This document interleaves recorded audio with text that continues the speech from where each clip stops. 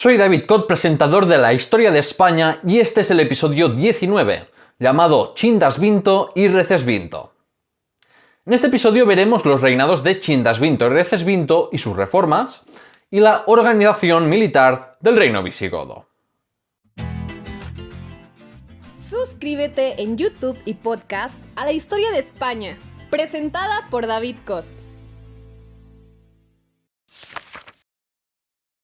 Tulga y el golpe de estado de Chindasvinto.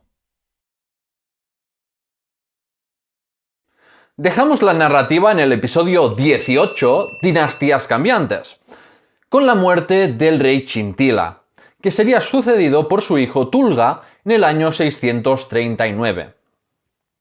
Teniendo en cuenta lo débil que fue el gobierno de Chintila, debemos suponer que no pudo asociar a su hijo al trono visigodo, sino que los nobles y obispos eligieron a su hijo para mantener la cohesión de la facción que apoyó a Chintila. Sin embargo, Tulga era joven, tenía un carácter débil, y parte de la nobleza ya estaba en contra de él por el hecho de que la sucesión había tenido un carácter hereditario. Estamos pues ante una mezcla perfecta para más rebeliones, como ya habían ocurrido durante el gobierno de su padre. Tulga pudo desarticular las conspiraciones contra él durante 2 años, pero el duque Chindasvinto, de 79 añazos, aprovechó las circunstancias y marchó con su ejército a Toledo para deponer a Tulga. Chindasvinto era historia viva del reino visigodo, había servido en las campañas de Leovigildo y parece que ya había participado en algunas conspiraciones fallidas, apoyado por una red clientelar que había construido como alguien importante en la estructura administrativa y militar del reino. Con sus fieles fue proclamado rey cerca de la frontera vascona, aunque los obispos cumplieron su juramento y no apoyaron la rebelión.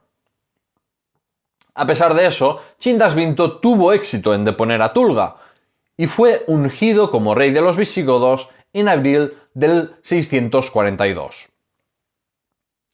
No ejecutó a Tulga y optó por la forma menos violenta de inhabilitarlo como rey, la tonsura para encerrarlo en un monasterio. Pero el octogenario rey godo no tuvo la misma piedad con la facción nobiliaria que había apoyado a Chintila y Tulga, y así empezó su tiranía. La tiranía de Chindasvinto. ¿Y cómo se establece un reinado autoritario y de terror? Pues el anciano Chindasvinto fue tan generoso que nos dio una pequeña guía de 3 sencillos pasos para convertirte en un tirano. Paso 1. Reprime y persigue toda oposición potencial, exiliando y ejecutando a cientos de nobles y confiscando sus propiedades. Paso 2. Recompensa a la facción nobiliaria que te ha apoyado con cargos, privilegios y las propiedades de los que has perseguido. Paso 3. Quédate con la mayor parte del pastel al enriquecer a tu familia con más propiedades que nadie. Y así, ningún otro noble godo te hará sombra. Veamos estos pasos en más detalle. Según la crónica de Fredagario, el rey Chindasvinto mandó ejecutar a 200 miembros de la alta nobleza y 500 de menor rango, además de forzar al exilio de otros tantos, y eso sin contar a los que se fueron por su cuenta para evitar ser acusados de conspirar contra el monarca, fueran las sospechas infundadas o no.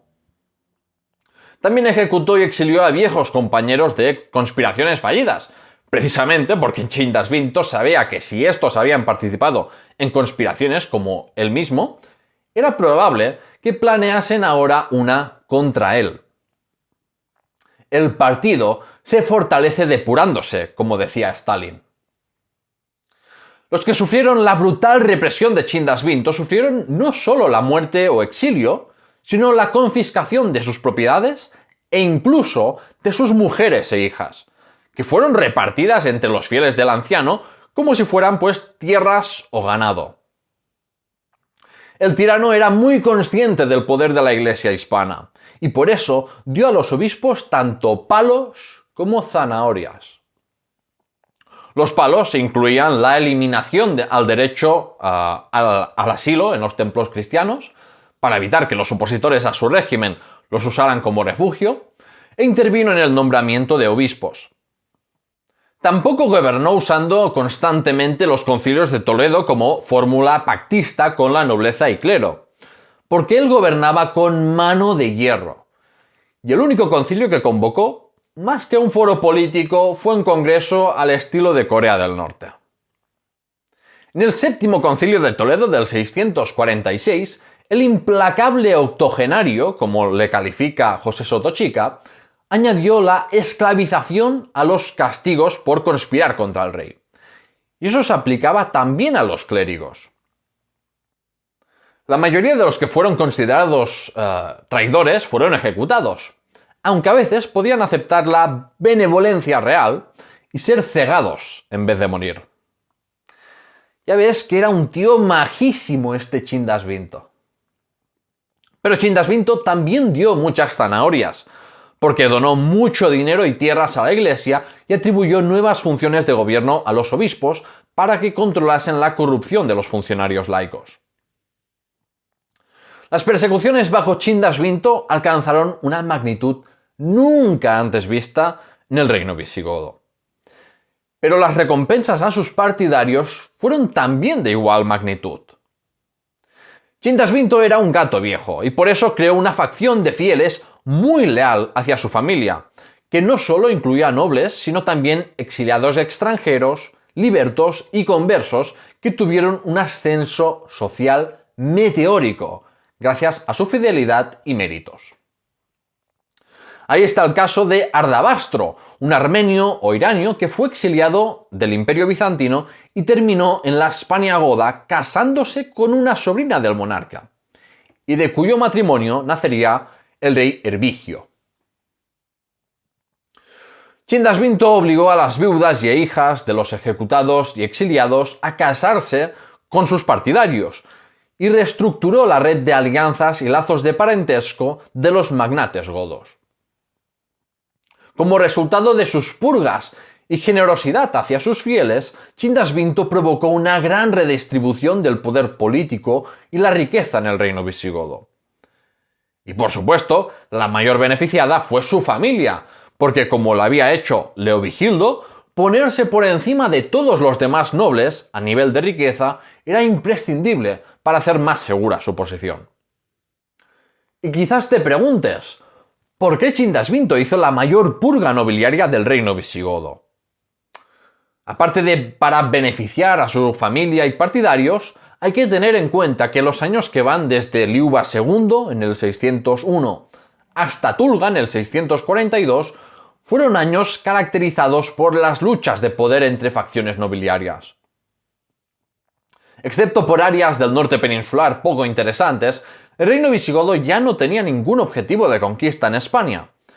Y eso significa que ya no se podían usar los enemigos exteriores como válvula de escape para fortalecer el reino visigodo y el poder regio, como había hecho Leovigildo.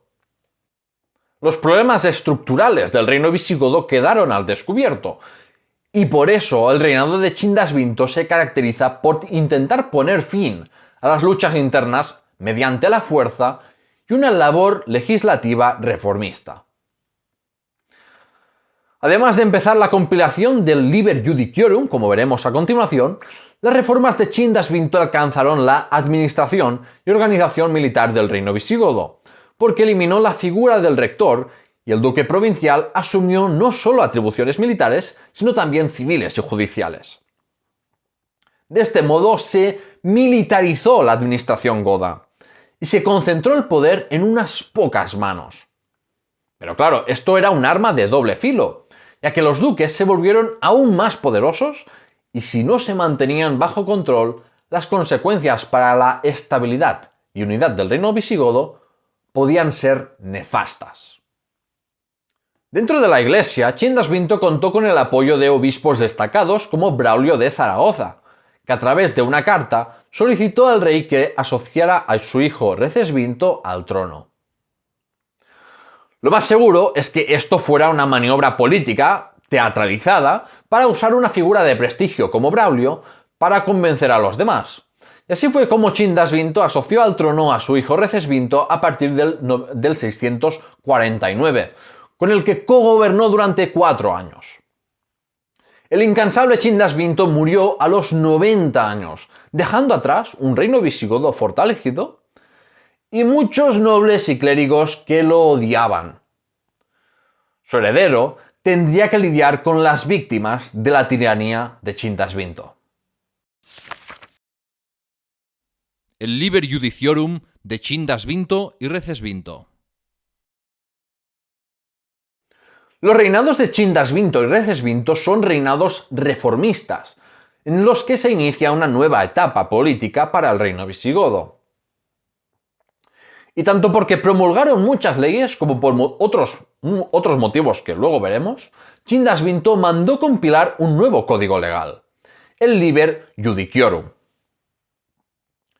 Muchas leyes eran ligeras modificaciones de leyes romanas que ya estaban presentes en el breviario de Alarico, pero también se incluían leyes de Leovigildo, Recaredo y otros monarcas godos, además de 99 leyes de Chindasvinto y 87 de Recesvinto.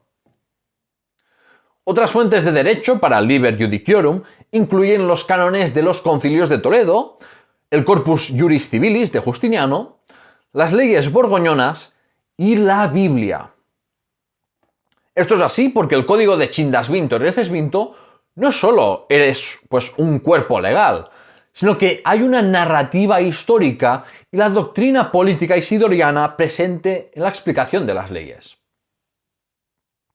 Esto era algo común en la antigüedad tardía y alta Edad Media, y lo vemos también con los lombardos, francos o anglosajones. Así que, como defiende Michael Kelly, hay una conexión fuerte entre las narrativas históricas y los textos legales. La publicación de la primera edición del Liber Judiciorum en el 654 manifestaba la autoridad superior de la monarquía visigoda como única fuente de derecho en España. Se derogaban las leyes no incluidas en él y se prohibía el uso de costumbres y el libre criterio de los jueces para casos no contemplados en la legislación, que en caso de ocurrir tenían que acudir al rey para resolver esas lagunas legales. Para Recesvinto, publicar el Liber Judiciorum fue una manera de consolidar su poder, sin conquistas militares como Leovigildo, ni purgas como Chindasvinto. Y así se ganó la imagen de rey moderado. Tampoco es casualidad que se estructuren los 12 libros del Liber Judiciorum gracias a la ayuda del obispo Braulio de Zaragoza, de tal modo que Chindasvinto y Recesvinto parece que sean los únicos legisladores católicos, para así reforzar el poder de su dinastía y restaurar la imagen de su padre. Por tanto, todo esto quiere decir que el Liber Judiciorum tenía un propósito que iba más allá del de un mero código legal. Eso desde el lado de la monarquía, pero una cosa es la producción de la legislación y otra es la difusión y aplicación de estas leyes. La producción recae en el poder central, pero la difusión y aplicación requiere la aceptación y cooperación de los poderes locales, desde los funcionarios públicos a los obispos y aristócratas. Por lo tanto, tal y como defiende Paulo Pachá, Recesvinto tuvo que buscar el consenso de los aristócratas del reino para promulgar el Liber Judiciorum. Así lo dejó claro Recesvinto en el discurso de apertura del octavo concilio de Toledo, en el que reconocía la labor de los obispos y nobles de palacio en la elaboración y aplicación de las leyes, siempre, eso sí, bajo la vigilancia del rey. El legado del Liber Judiciorum fue enorme, porque en plena época medieval se siguió usando por parte de los mozárabes de Al-Ándalus y también en partes de los reinos cristianos, renovándolo como fuero juzgo en la Castilla de Fernando III el Santo, y que siguió en uso como derecho local hasta el siglo XIX. El reinado de Recesvinto.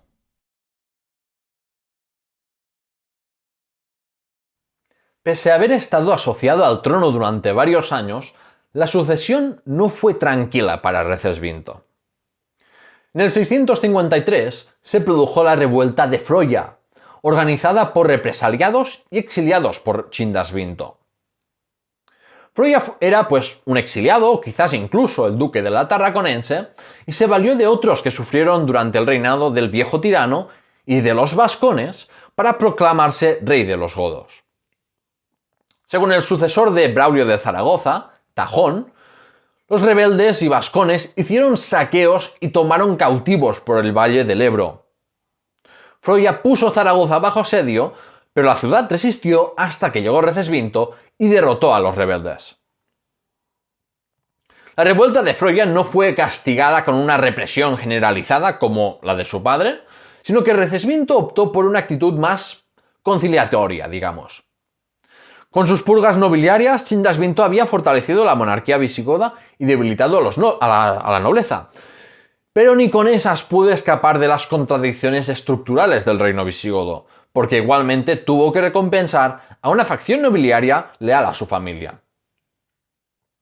Y Chindasvinto no solo no pudo acabar con esas contradicciones internas, sino que dejó una estela de rencores con los que su hijo e incluso reyes posteriores tendrían que lidiar. Chindasvinto solo tenía el miedo para gobernar, y por eso tantos por debajo suyo lo querían ver muerto, como discuten Daenerys y Tyrion en la temporada 7 de Juego de Tronos. La revuelta de Froya fue sintomática de ese malestar bastante generalizado entre la nobleza y el clero por el autoritarismo de Chindasvinto. Y tras la muerte del tirano salieron más voces críticas. Es como pasó con Franco. Durante su dictadura la mayoría calladitos, pero tras su muerte todo el mundo resulta que era antifranquista. Anda que... Y Recesvinto tuvo que comerse todo este marrón que le dejó su padre. Fructuoso de Braga, primero fundador de numerosos monasterios por Galicia y luego obispo de Braga y Dumio, no dudó en usar su prestigio para atreverse a mandar una carta a Recesvinto pidiendo misericordia para aquellos que su padre había condenado. Más y más voces pidieron lo mismo a Recesvinto y el rey se apresuró a convocar el octavo concilio de Toledo. Este tuvo una asistencia bastante mayor que el que había convocado su padre, porque había un tema fundamental que tratar: la represión de Chindasvinto, que en el fondo planteaba el debate entre el equilibrio de fuerzas y la relación entre la monarquía y la nobleza, además de la aprobación del Liber Judiciorum que como ya he comentado pues antes. Una política de perdón por parte de Recesvinto conllevaría un gran debilitamiento del poder regio, porque tendría que devolver cargos y propiedades a los represaliados a costa de la fortuna familiar, ya que lo que no podía hacer bajo ningún concepto era despojar a sus fieles de las donaciones que había hecho su padre. Recesvinto no complació todas las demandas de los críticos y se mostró firme. Pero claro, tampoco podía oponerse frontalmente y ser inflexible vista la revuelta de Froya.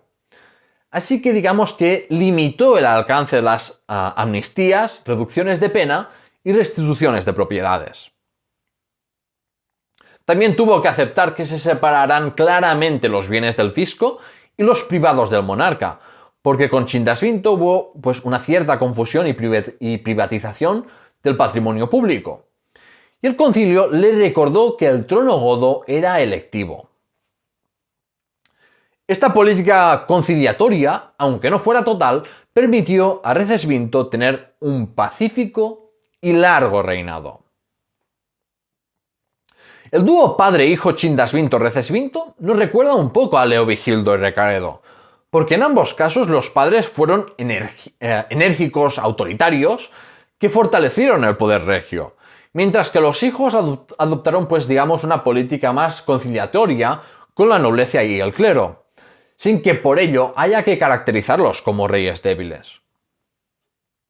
Aún así, diría que la diferencia clave es que Recesvinto tomó decisiones tanto continuistas como rupturistas con el legado de su padre, porque tuvo que revertir medidas y devolver propiedades a los represaliados por Chindasvinto. Así que para mantenerse en el trono tuvo que condenar parte de las políticas de su padre. Luego, aparte de los concilios noveno y décimo de Toledo que convocó Recesvinto, y con los que nuevamente la cooperación con la aristocracia pudo superar los conflictos que hubiera, pues pocas noticias más tenemos de su reinado por falta de fuentes.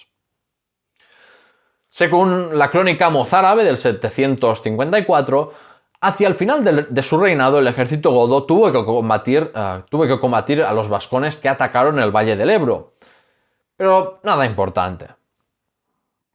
Luego, tras 19 años de reinado en solitario, Recesvinto falleció en el 672 y le sucedió Wamba, quizás el último rey godo que mostró la fortaleza de la monarquía ante la nobleza y clero. De él y de los últimos reyes godos antes de Rodrigo hablaré en el próximo episodio. Y ahora toca hablar de la organización militar del reino visigodo. El ejército visigodo.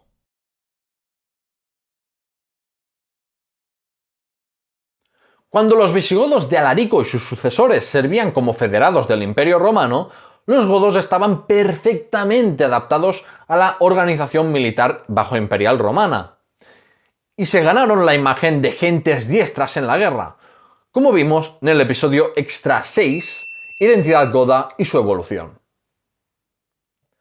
De ese ejército de Alarico y sus sucesores surgió la identidad goda, que pasaría de ser un ejército profesional, acompañado de sus familias, a una aristocracia terrateniente, primero en el sur de la Galia y luego en Hispania.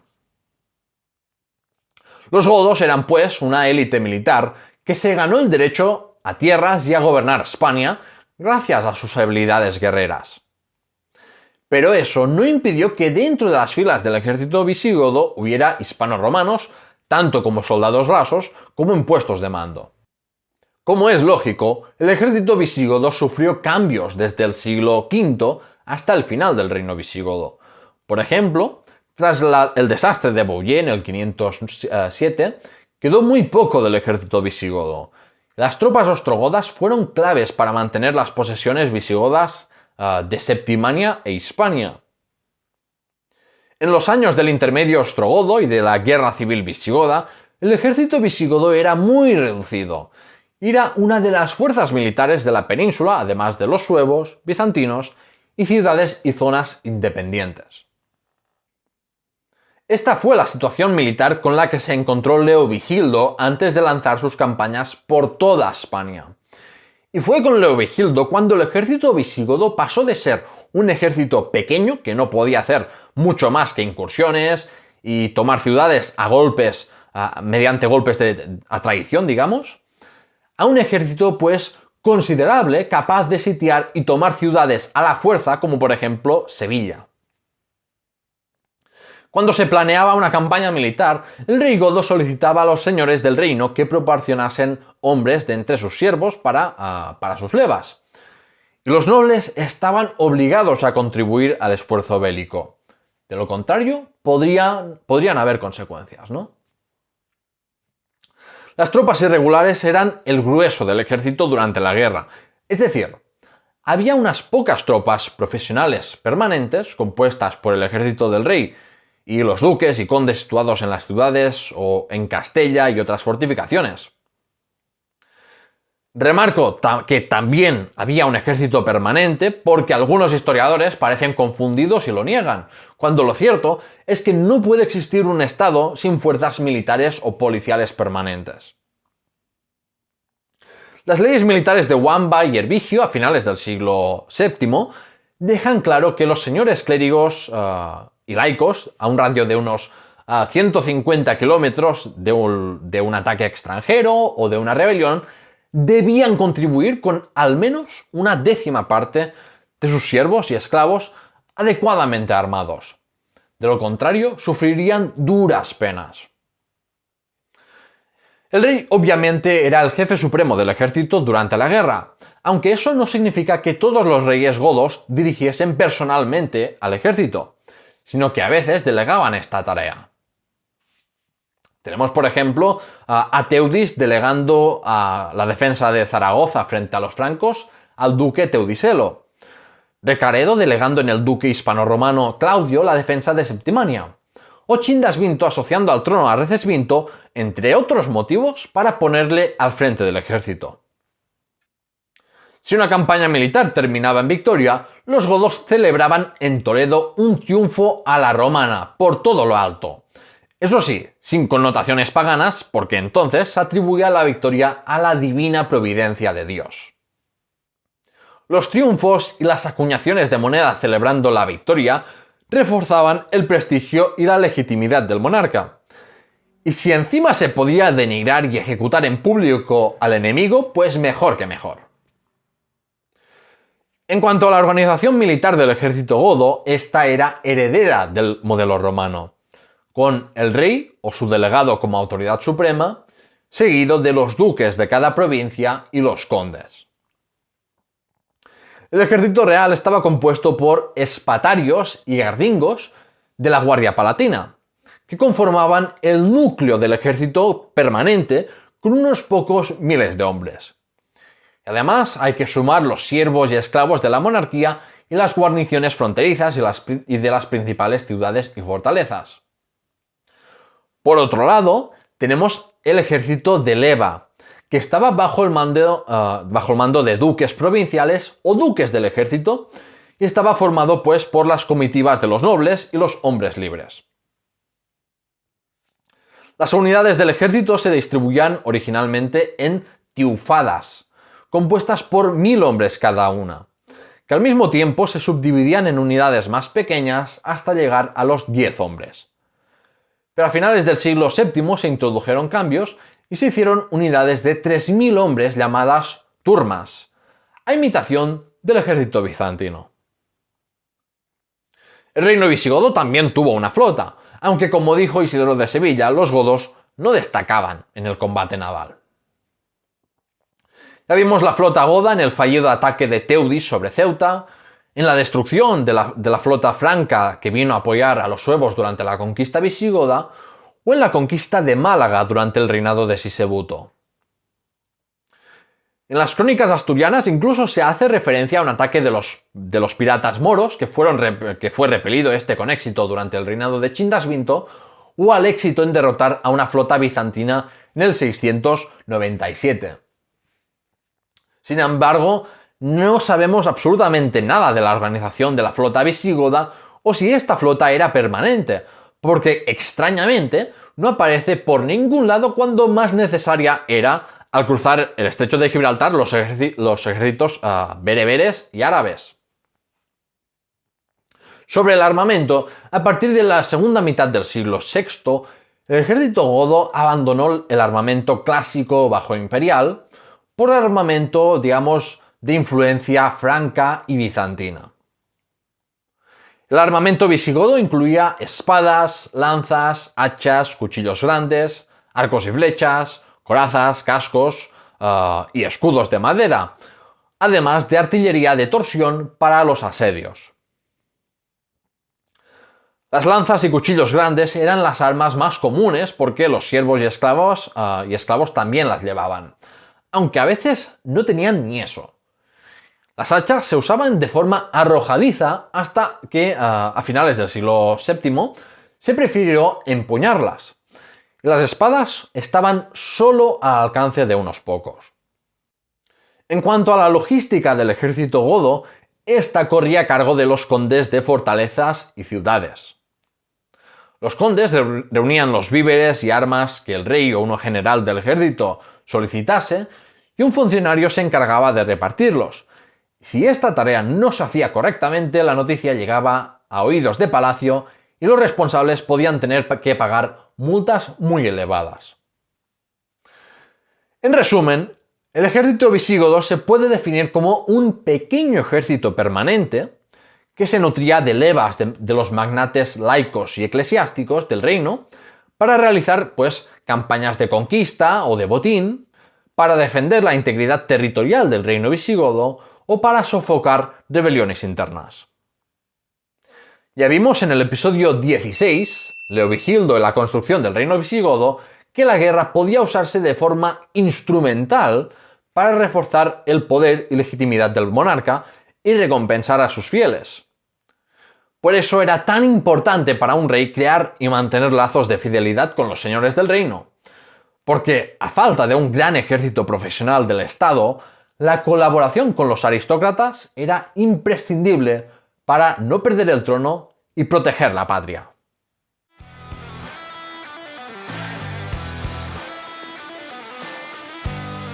¡El veredicto! En el veredicto de hoy quiero discutir lo que Pablo Pachá califica como el modelo mono, es decir, el modelo monarquía contra nobleza, que es tan común en la historiografía sobre el reino visigodo. Básicamente, lo que viene a decir este modelo mono es que se trata de describir las dinámicas del poder del reino visigodo como las de un péndulo que se mueve indefinidamente entre una monarquía fuerte frente a la nobleza y una monarquía débil frente a una nobleza más poderosa. Hasta que, claro, aparecen los musulmanes y mandan el péndulo a tomar por culo.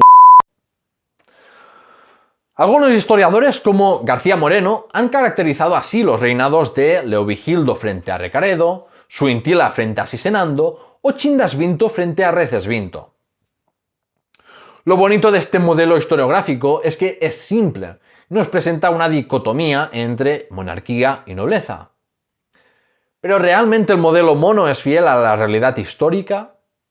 ¿Había un conflicto recurrente por el equilibrio de fuerzas entre monarquía y nobleza? ¿Acaso no eran los monarcas también uno de entre los nobles? Caracterizar a Chindasvinto como un rey fuerte y a Recesvinto como uno débil significa presentar sus reinados como de ruptura total, cuando eso no es realmente así.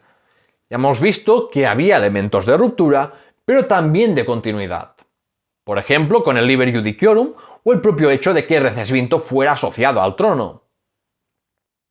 Quizás no hay que discutir tanto sobre reyes fuertes y débiles, sino preguntarse por cómo se desarrollan y por qué se transforman las relaciones de poder de un reinado a otro.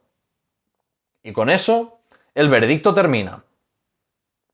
Dicho esto, quiero agradecer a Kevin Higgins que se haya convertido en mecenas de rango capitán de la historia de España. Como ya viene siendo tradición desde hace siglos, en España aceptamos como españoles naturales con los brazos abiertos a irlandeses como Kevin. Así que, Kevin, muchas gracias por apoyarme en patreon.com/lahistoriahispana. Y nada, acuérdate de suscribirte al canal de YouTube y podcast de la historia de España si no lo has hecho ya, compártelo para que más gente lo conozca y participa en la comunidad de redes sociales y Discord.